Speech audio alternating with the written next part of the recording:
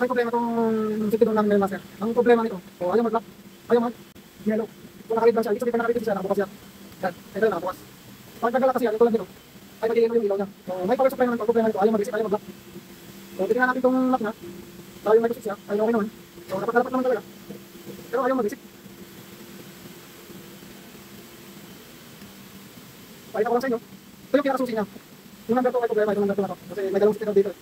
Yung number 2 ito yung may problema, pag nakalak na to, pag nakaganyan, so open na yan, yung sticker na number 2. Pag i-close po ng fix na to, itong nakasusi na to, pag i-reset mo yan, dapat mag-reset dapat yan. Pero ngayon, hindi siya nag-reset.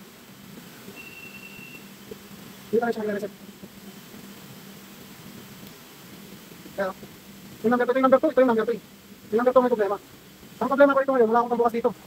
Wala akong flowerings na ganito, na may butas, may flowerings sa una lang. Walang butas, kaya hindi ko ito mabubuksan.